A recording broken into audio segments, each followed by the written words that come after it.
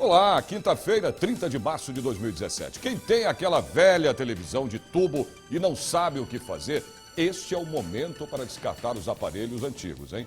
20 escolas técnicas estaduais, as ETECs, vão receber até o dia 8 de abril os descartes destes televisores. O objetivo é conscientizar a população sobre os danos ao meio ambiente no caso de um descarte incorreto, hein? O Brasil é o maior gerador de lixo eletrônico da América Latina, de acordo com o relatório da ONU, a Organização das Nações Unidas. E a situação pode ficar ainda pior, hein? Depois do desligamento do sinal analógico, que aconteceu à meia-noite de ontem. Por isso, é preciso conscientização na hora de se desfazer daquela antiga TV. Para saber quais são as ETECs que participam da campanha, basta acessar o site, é o cps.sp.gov.br. Vamos saber agora dos destaques desta edição.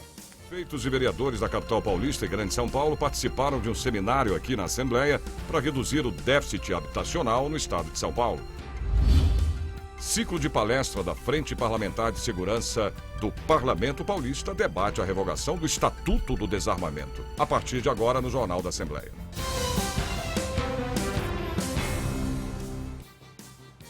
O projeto de aquisição de terrenos para contribuição de moradias está driblando a crise e contribuindo para reduzir o déficit habitacional no estado de São Paulo. Prefeitos e vereadores da capital paulista e Grande São Paulo participaram de um seminário aqui na Assembleia para entender esse processo. Há 25 anos, a aposentada Ivone realizou o sonho de comprar um terreno para construir a sua casa. Mesmo ganhando 2 salários mínimos, a moradia no bairro Sol Nascente, zona oeste de São Paulo, se tornou realidade. Na área onde eu comprei foram 390 famílias que comprou junto, né? Então a gente foi morar muito rápido. E hoje o bairro está totalmente construído, né?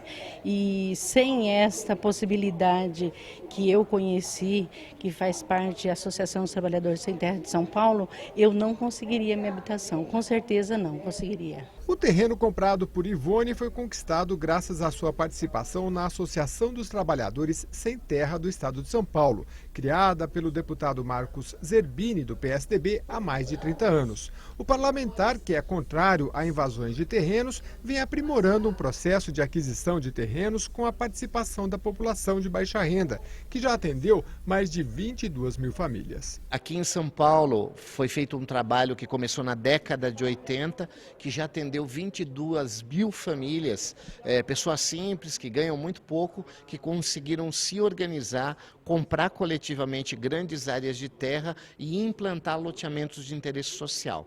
O déficit habitacional é caracterizado pela moradia inadequada. No Brasil, são mais de 6 milhões, segundo o Ministério das Cidades. Em sua segunda edição, o seminário traz um tema que questiona: é possível zerar o déficit habitacional em tempos de crise?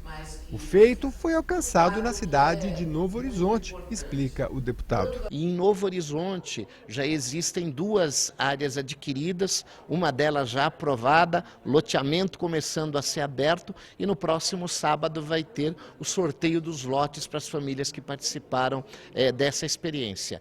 Num município onde o custo médio de um lote gira em torno de 60 a 80 mil reais, cada família participou com 6 mil reais e conseguiu adquirir um terreno. E agora tem um compromisso do governador, nós fizemos uma conversa com ele, de levar a infraestrutura sem custo para essas famílias. Então você viabiliza lotes urbanizados por um custo muito baixo.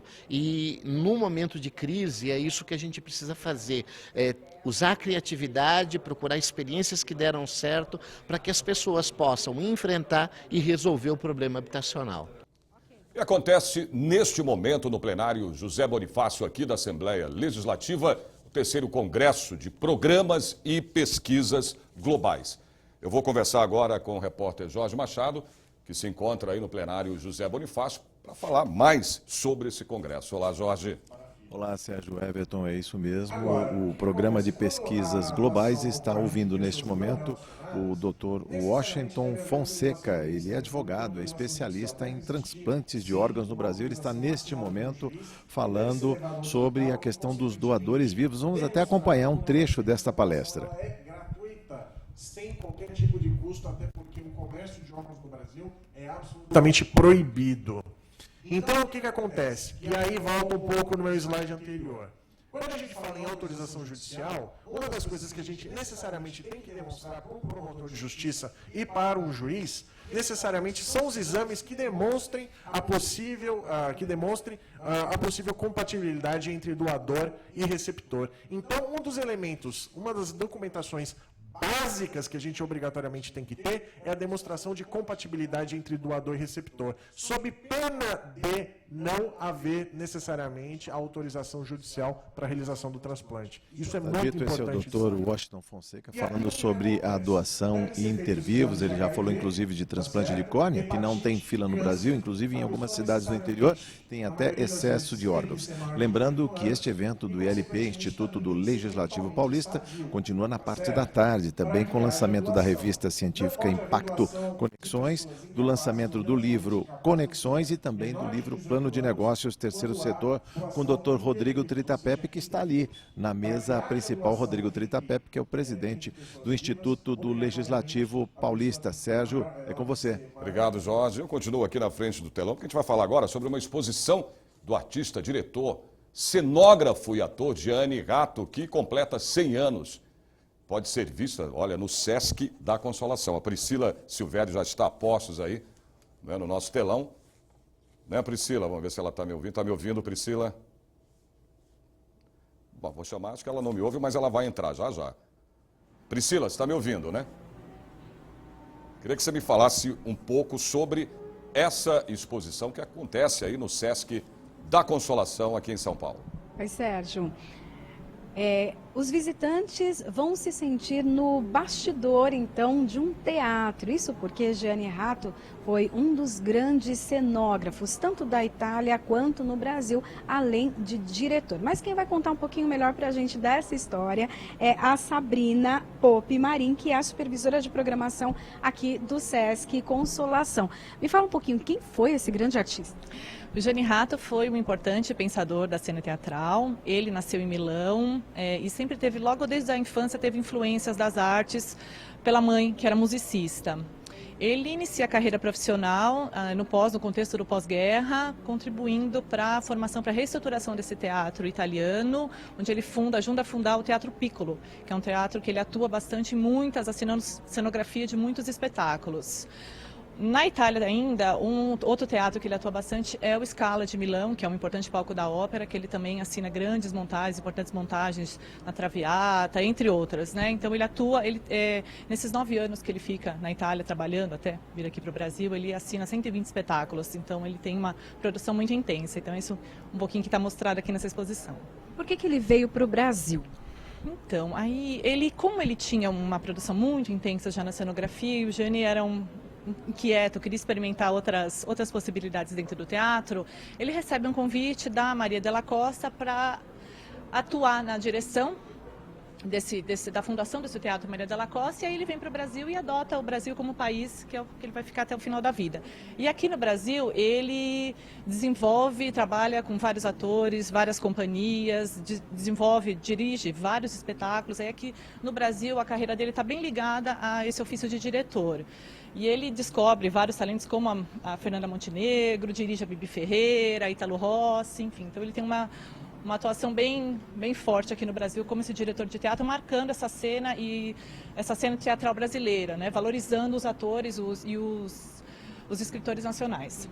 E ele era um estudioso também. Antes de fazer qualquer cenário ou montar a direção de um espetáculo, ele estudava bastante. Sim, o que a gente tem aqui também retratado na exposição são os croquis, todos os desenhos, os estudos que ele fazia para a elaboração de todos os cenários, os figurinos que ele assinava. Então, ele era bem meticuloso nesse sentido. Então, aqui a gente tem alguns originais e algumas réplicas de todos os estudos, os cenários que ele desenvolveu com aquarela. Então, é assim, ele tem um trabalho de artista também, de pintura, de dedicação muito grande para fazer. São obras também, além do cenário físico, tridimensional, esses rascunhos, esses croquis são obras também. Me fala um pouquinho da companhia Nós, o Sete. Então, o Teatro do Sete, ele funda, uma das companhias que ele atua aqui no Brasil, ele funda junto com a Fernanda Montenegro, Fernando Torres, Ítalo Rossi, Sérgio Brito, e ele dirige, então essa companhia, trabalha um pouco com essa companhia, dirigindo alguns espetáculos, entre eles a Moratória, o Canto da Cotovia, que ele assina também a cenografia, e é também uma cenografia bem emblemática, porque é uma igreja, é um convento, então ele faz uma grande brincadeira de luz e sombra, cria um vitral, então ele atua também, entre outros artistas também que ele vai revelar e vai atuar aqui no Brasil. Ok, obrigada. Bom, a gente vai voltar daqui a pouquinho, né, falar mais com a Sabrina, porque além da exposição também há várias oficinas para quem gosta, então, de teatro, trabalha no teatro, estuda, é uma grande oportunidade. Então, para ver a exposição Gianni Rato 100 anos, é aqui no Sesc Consolação, de segunda a sexta, das 11h30 às 9h30 da noite, e de sexta e sábado, das 10h30 às 6 da tarde. O Sesc Consolação fica na rua Doutor Vila Nova, 245, bem pertinho das estações Santa Cecília e República do metrô. E a entrada é gratuita, Sérgio. Daqui a pouquinho a gente vai com mais informações. Obrigado, Priscila. Então ela ainda volta aqui no próximo bloco aqui no Jornal da Assembleia para falar da programação, né, de toda a programação do Sesc da Consolação. A Comissão de Direitos Humanos fez a segunda reunião aqui na Assembleia Legislativa e na pauta 16 projetos de lei, 3 moções e 13 requerimentos. Veja aí. Foram 3 pedidos de vista em inversão da pauta a pedido do deputado pelo PSDB, Coronel Telhada. Até o 31, apreciássemos antes esses itens para depois apreciarmos os demais. Pode ser? Até o 32. Até o 32. Entre os aprovados estão pedidos formais de informação ao secretário de Segurança Pública do Estado, Mágino Alves Barbosa Filho, sobre ações da Polícia Militar em manifestações populares. Nós aqui nos debruçamos sobre os excessos da polícia, sim, que precisam ser colocados, que precisam ser mostrados, que precisam ser corrigidos, assim como também nos debruçamos sobre os excessos cometidos contra a polícia. E nos abrimos aqui de maneira inédita para que essas denúncias, que muitos policiais dizem muitas vezes serem vítimas, para que elas sejam encaminhadas a essa comissão, aqui possam ser debatidas, deliberadas, enfim, e que se possa ter a sequência no acompanhamento e no monitoramento para que realmente soluções possam ser feitas, especialmente se oferecendo melhores condições para que esses trabalhadores, também agentes de segurança pública em todos os níveis, para que esses trabalhadores que lá fazem o seu trabalho com luta, com dignidade, em sua maioria fazem isso, para que eles possam também ter a sua voz ouvida num espaço importante como o da Comissão de Direitos Humanos. Por outro lado, também foi aprovada a criação de uma subcomissão para ouvir os funcionários da Segurança Pública do Estado. O que existe é uma preocupação com a garantia do valor da vida humana, a garantia da vida humana, do ser humano, esteja ele de um lado ou de outro. Vamos agora à previsão do tempo para amanhã, sexta-feira. São Paulo, dia começa com céu encoberto por nuvens, hein? Há possibilidade de garoa para o período da tarde e também à noite. A temperatura chega aos 23 graus. Campinas, dia começa com céu encoberto, períodos nublados durante a tarde e também à noite. Não chove, a máxima prevista é de 26 graus. São José dos Campos, o dia começa com tempo fechado. Muitas nuvens, não chove. A máxima alcança 23 graus. Sorocaba, sol aparece pela manhã, mas períodos nublados e um aumento aí de nuvens ocorrem durante todo o dia, mas não chove. Os termômetros devem atingir aí os 25 graus. Ribeirão Preto, dia de sol com tempo aberto, a temperatura aumenta, deve atingir a marca de 29 graus. Ciclo de palestras da Frente Parlamentar de Segurança da Assembleia debate a revogação do Estatuto do Desarmamento. Nós voltamos já já.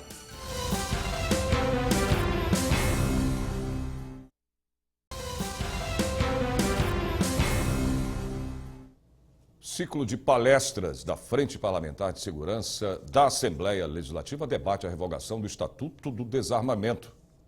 E Barbosa, presidente do movimento Viva Brasil, defende a revogação do Estatuto do Desarmamento. Segundo ele, a legislação, que tem mais de 13 anos, não cumpriu seus objetivos. O desarmamento, como ele foi proposto, o Estatuto do Desarmamento, como ele foi proposto, ele fracassou.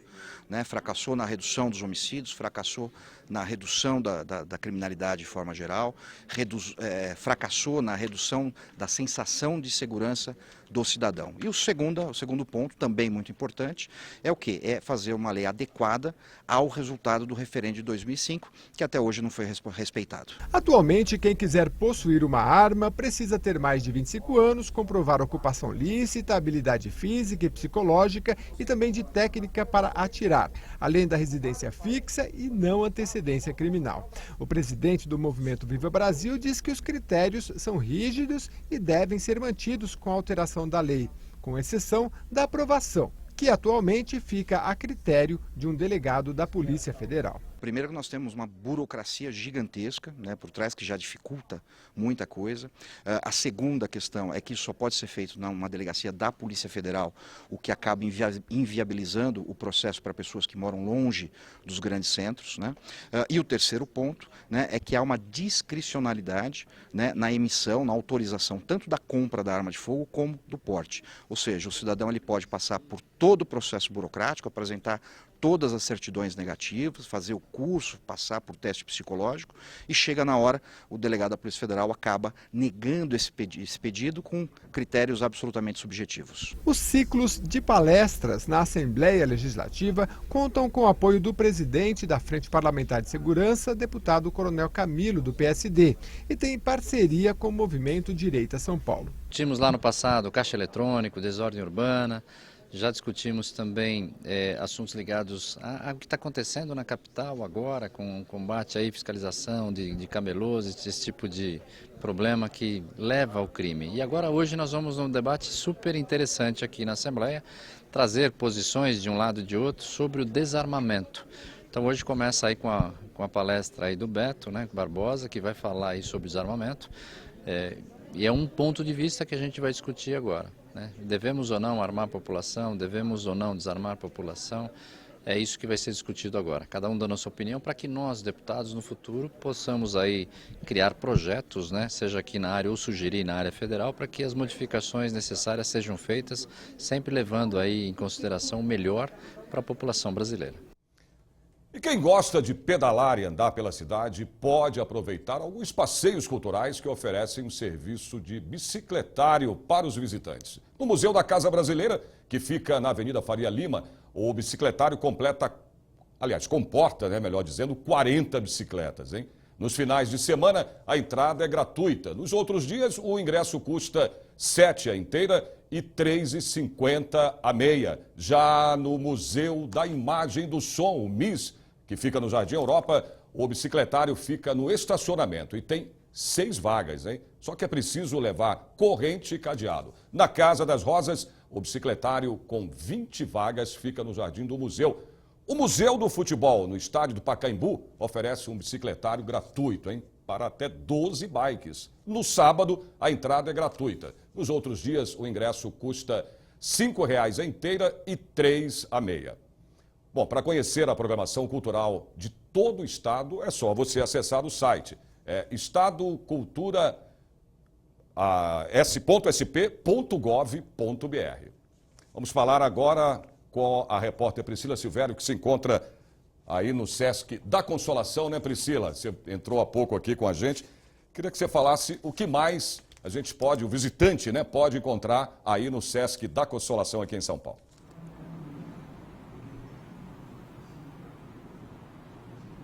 É isso mesmo, Sérgio. Bom, além então de todo o trabalho realizado por Jeane Rato, e tem aqui algumas maquetes, vídeos, depoimentos, muitas fotos e também os esboços de todos os cenários que ele fez, também tem a oportunidade de participar de oficinas. Sabrina, me conta um pouquinho então dessas oficinas e quais os temas delas. Então, nós temos uma programação paralela à exposição, com oficinas, cursos, para todas as idades. Nesse final de semana, nesse próximo sábado, a gente tem essas atividades são gratuitas, para toda a família, uma oficina de construção de personagens e papel. Temos também cursos aí relacionados a alguns aspectos específicos da obra do Gianni, como a comédia dell'arte, e alguns encontros com cenógrafos para discutir o legado do Gianni Ratto hoje nessa cena teatral brasileira. Além dessa programação paralela à exposição, a unidade aqui também tem várias atividades de cultura, lazer e esportes para todos os públicos.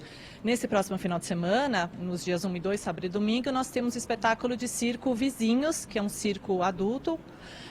Temos também uma programação para crianças, todo sábado à tarde, gratuita, dentro do projeto Tantas Artes, que nesse mês de abril discute mitos e lendas de várias culturas. Então é só chegar e participar. Qualquer pessoa pode vir? Qualquer pessoa pode vir, é aberta a todo o público, uma programação com contação de histórias, oficinas e apresentações artísticas. Para os idosos, nós temos também um curso de contação de histórias que acontece durante as semanas, os dias da semana e muito mais atividades. Então, toda a nossa programação está no site, no portal do SESC. Qual site? É sescsp.org.br. Lembrando, muito obrigada, Sabrina, lembrando que a exposição Gianni Ratto 100 anos fica aqui no Sesc Consolação até o dia 29 de abril. Sérgio.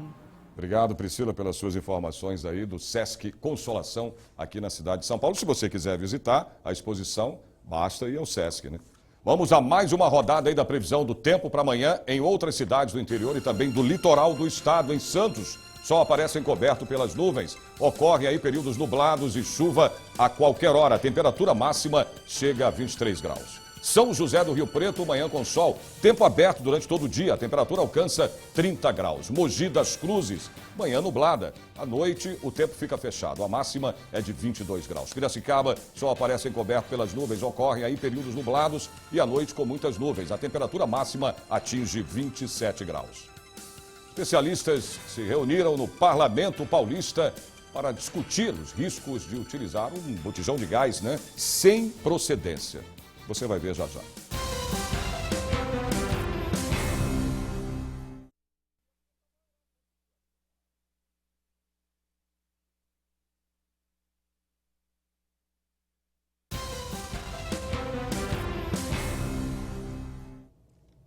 Os riscos de utilizar um botijão de gás sem procedência podem ser altos. Para debater esse problema, especialistas no assunto se reuniram aqui no Parlamento Paulista. A Assembleia Legislativa de São Paulo recebeu representantes do setor de GLP, o gás de cozinha, para discutir os problemas e encontrar soluções para a prática da revenda ilegal e clandestina em todo o estado de São Paulo. A gente considera ilegal aquele local que está vendendo gás sem autorização da ANP, ou dos órgãos competentes, municipal, estadual e federal, que é a ANP. Uma borracharia, um bar, uma mercearia, um mercado, que eles trabalham essa mercadoria sem autorização. Os representantes participaram de uma palestra com o professor da Escola do Gás, que esclareceu a nova legislação para o setor, que tem o objetivo de diminuir a atuação ilegal. A Resolução 51 é uma resolução nova, que veio substituir a Portaria 297, e ela trata das obrigações, proibições do revendedor, e dentre elas ele fala da revenda clandestina. Revenda clandestina é uma revenda que não tem autorização da ANP, oferece risco ao consumidor, oferece risco às pessoas vizinhas a esse estabelecimento, e a gente orienta sempre que o consumidor verifique antes de comprar o gás se a revenda que ele está comprando é autorizada pela ANP. Toda revenda da ANP possui um quadro de aviso na entrada e tem um número de autorização. Segundo o fiscal de combustíveis da ANP, Associação Nacional do Petróleo, a fiscalização ainda é ineficiente. A revenda clandestina, a revenda irregular, ela tem uma dificuldade muito grande para qualquer órgão público de fiscalização para realizar um combate adequado. Por quê? Porque normalmente você não tem conhecimento dos endereços. Hoje, por exemplo, nós temos uma situação mais específica com relação à revenda irregular, que é a revenda nos veículos, a revenda móvel. Então você tem muito mais dificuldade de fazer um trabalho preventivo disso aí. No Paraná, o setor encontrou nas denúncias o controle eficiente. Cada denúncia, ela compete a um órgão fiscalizador. E aí nós fazemos essa denúncia para esse órgão e cobramos para que eles façam a fiscalização. Só assim que tem funcionado. Tem algumas denúncias que nem são pertinentes à ANP, são pertinentes à prefeitura. E por conta disso nós fazemos na prefeitura e cobramos a ação da prefeitura. Vocês têm conseguido bons resultados, como até ou fechamento ou proibição da venda em lugares que não são revendedores? Excelentes resultados, porque nós agimos na região, nossa região de atuação é interior do Paraná, e nós temos feito bastante trabalho deste gênero junto aos órgãos competentes, e eles têm nos contribuído muito, né, para que esse mercado irregular ele acabe. 100% a gente sabe que é difícil, mas nós temos conseguido bons resultados e as revendas regularizadas estão felizes com os resultados. Parlamentares se reúnem aqui na Assembleia Legislativa para discutir a defesa dos direitos do consumidor. Os deputados aprovaram o projeto de resolução número 13 de 2015, que cria a Comissão de Defesa dos Direitos do Consumidor aqui na Assembleia Legislativa. Foi uma votação em 2 turnos, houve um acordo destacado aqui pelo presidente da Casa, Cauê Macris, que falou que foi um avanço a criação desta comissão, que ela era ligada à Comissão de Direitos Humanos aqui da Assembleia Legislativa e ganha, portanto, agora independência, autonomia. A Comissão de Defesa dos Direitos do Consumidor, entre essas suas atribuições, deve ouvir pessoas e autoridades sobre o tema e também investigar violações dos direitos do consumidor. Bom, e agora vamos ficar por dentro, do que acontece aqui no Parlamento Paulista nesta quinta-feira. Eu vou chamar aí, já está aparecendo aí, o repórter Jorge Machado, né, Jorge? Está aí nos corredores aqui do nosso Parlamento Paulista para falar, da agenda da casa agora na parte da tarde. Tudo bem, Jorge?